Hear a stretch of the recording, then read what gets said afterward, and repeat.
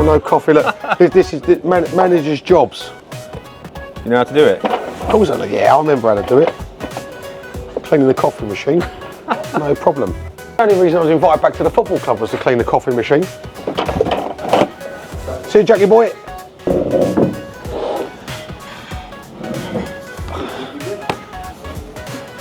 Well, Neil, you couldn't have asked for a much better start on Saturday. I don't know if you've had a chance to watch the game back, and if you've got any more reflections on the match.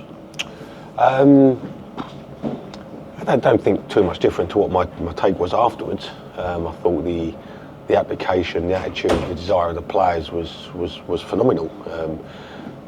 There was a couple of really class moments of football in the build-up to the goals that we touched upon on Friday. And Dan, when I say touch, I mean literally 5-10 minutes on the training pitch, because that's all we had in certain elements of the build-up with and without the ball and set plays wise. So there were some key elements to it, and which the players delivered and led to goals. And I was really pleased with the lead up to the goals and the goals themselves.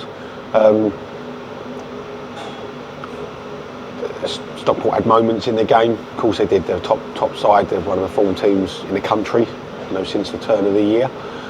So we knew it was going to be a difficult game, but to keep them at bay and keep a clean sheet is not just testimony to Nathan Bishop's saves or Michael Morrison and Kel Watts, Liam Bennett-Jones, the whole team. We defended as a team and talked a lot before the game about clean sheet mentality, because I was aware it's been a long time. I just want to put that mindset into the players, clean sheet mentality, and then you need people at the other end to find moments of quality, and Josh Stokes delivered them for us. How valuable is this week then, a full week on the training pitches? Yes, really important. Obviously important to try and give some more information to the players, but again, it can't. We're nearly March, Dan. It's not message overload now. You can't change loads of the lads that have been set in a style of play for 12 months.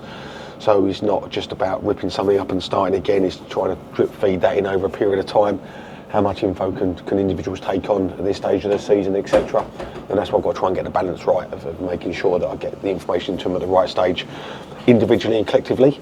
And obviously it gives us an opportunity to obviously try and get players back fit as quickly as we can as well. Well, let's talk injuries. You said it. I know supporters are keen to hear an update on a number of players. Let's start with the positives. I understand that there's a couple of lads who are pretty close to a return. Yeah, Dan Landaloo has been training, so we're hopeful. Again, obviously I'm living this newly, so I've not been part of the club for this season. To be disappointed, like the staff, like the players themselves, like the fans. So if I talk really just openly and honestly about it, Dan Landaloo's done brilliantly in training yesterday and today, so we're hoping to have him involved for the first time in a while at the weekend. Obviously, as always with all of these players we're talking about, we have to be careful how we build them in, but to have Dan back in the squad would be a big bonus for us. And he's the first one most likely to be involved, and then Soleil Kai won't be too far behind. We're looking at been on the grass today with sports science, back into modified training next week, where he just sort of builds into passing drills and possessions, etc., and then back into full training the week after. So probably looking at the sort of middle of March for Soleil to be back involved from the bench onwards. And again, mindful he's been out for sort of six to 8 weeks. And Danny Andrew and Corey Smith, are they making any progress in terms of their availability? Yeah, both are developing well, but inside still, but gym based, on the bikes, swimming, etc. Touching on in around sort of the treadmill and then the grass in the next week or so. Realistically, looking for them back on the grass into the training set up sort of mid to end of March, with a view to hopefully being involved in games in April. Danny be slightly in front of Corey, we think, just for less time out. But they're moving in the right direction, and two really, really good senior players. Obviously, Danny I've worked with before. He's not just a good player, but a really good guy as well. Somebody we've really enjoyed working with, and Corey, somebody I've admired for a long, long time and tried to sign in the past. So, it'd be great to have them back involved, and just hope, obviously, we're in a positive position somewhere. We've got something to fight for and play for, to welcome them back into the group, so give everybody a massive lift before then, whether we see anybody else towards the end of the season. Well, I was going to say, is there anybody else that we could potentially see between now and the end of the season? Yeah, so again, we have to be mindful of the players, just see sort of how we're going as a group. Can we bridge the gap to safety, to maybe push people? And when we talk about people, Zeno and Shane Lavery, still way off it at the moment. Zeno just had an op on his shoulder. Shane's back on the grass, building up with his hamstring, but we're looking at them to be certainly back into training in April, middle of April. If we're in a position where we can fight and scrap and give ourselves some hope at the end, then we might be able to get them right involved at the end. But again, that I'll be able to update again probably better in 4 weeks' time on those two. Then Gary Gardner's progressing nicely as well, and Gary I know is a player that's coming with high hopes for to be an important player for us, and hasn't been able to really affect the pitch too often. So Gary's stepping in the right direction. Again, hopefully he's building up, just got back onto the grass, and we can build him up. If we can build tolerance in foot and Achilles, and he can build that up, then there's an opportunity possibly to see Gary as well. But we're talking about something like Gary's not affected the pitch this season. We have to be really careful how we build him up. And Asapa Asong, what's the latest with him? Yeah, Sapper, so obviously a player I don't know, I've not met the lad yet, but he's not going to be with us in the foreseeable, probably this season. Been struggling with sort of medical illness. He's gone back to Nottingham Forest to be cared by them. So we wish him all the best in that. He's in really good hands at Forest. I don't think we'll be seeing a Sapper this season for us, but obviously wish him well in his development. In recovery, but also in his development football-wise. Other than that, the lads, everybody else is pretty much ruled out for the season. We look forward to seeing them pre-season. You talk about a lot of information for the players to take on. It's a lot of information for you to take on with all these injuries. Yeah, I think we've covered everybody there. I really enjoyed working with someone like George Thomas in the past. It was excellent for me in my last spell, and not to have him available.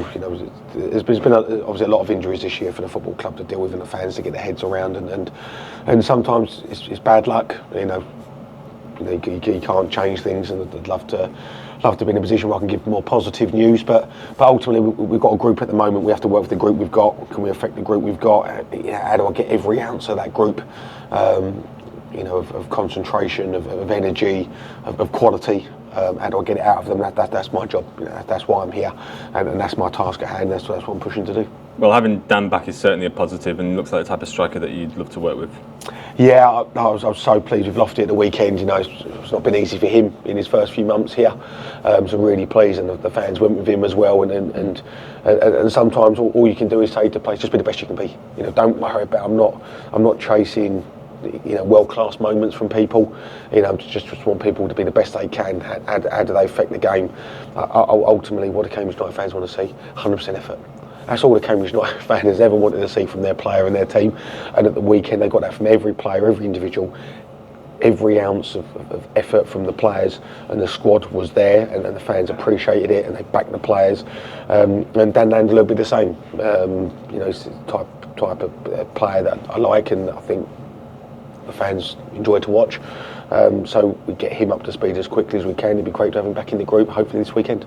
Moving away from injuries then, what's the mindset going into Saturday? I imagine it's very much go do it again following the win at the weekend. Yeah, that's the piece. We had a little bit of a debrief this morning and focused a little bit tactically on what the players delivered, sort of positively, and a couple of moments where I said, look, we could be slightly better, and the players were really, really good with it. But then also some real moments of blood and thunder as well, where we block shots and James Gibbons clears off the line, and Kel Watt's diving header away from Olafi's shot, and they're really good moments, and that's what we have to be. That can't just be a demand on Neil Harris in the first game, second game, third game. That has to be Cambridge United Football Club to demand that.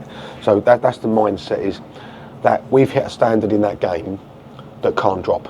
And that's an application standard and a desire standard and a clean sheet mentality and a winning mentality, and that we have to have that. That has to be the base of my team, but this football club. And then we have to build some quality as well. And like I said in my first interview with you, Danny, is how we need to play today, how we play on Saturday, might not be what we look like next season, but the basic elements and fundamentals and philosophies, they have to be there. attitude has to come first, and application has to come first.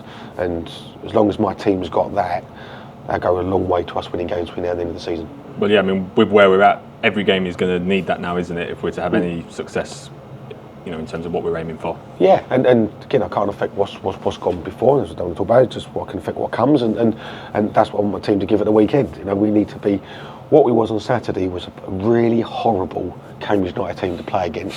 And the fans love watching it, and I love watching it, and I enjoyed some of it watching it back. But we have to be that way from home as well. We have to make it difficult for the opponent on their own patch, and we've got a huge game in the weekend against Crawley. And again, I've got no expectation to go and win a game of football, but I know what traits I want to see from my team and the personnel that I put on the pitch, and that's something I can ask of the players, and they can deliver.